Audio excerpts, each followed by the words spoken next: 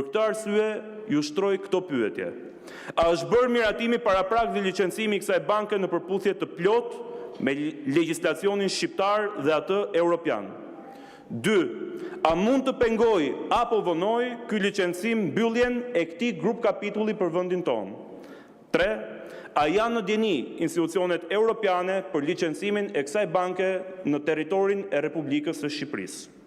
Po ashtu, Shqipëria është në proces shqyrtimi në raundin e 6 të vlerësimit të Komitetit Manivel, me fokus efikasitetin e zbatimit të ligjeve ekzistuese. Edhe për këtë çështje kam 2 pyetje si më poshtë vijon.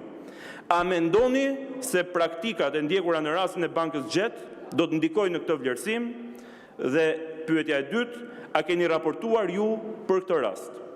Bashklidhur kësaj shkrese që është e treta drejtuar Bankës Shqipërisë, kam përcjell të gjithë informacionin e bërë publik nga ana ime, mbi të cilin kam kërkuar në mënyrë urgjente që Banka e Shqipërisë të kryejë verifikime dhe të bëjë transparencë publike mbi eksperiencën dhe kontrollin e kryer prej saj për aksionerët dhe palët e lidhura me ta.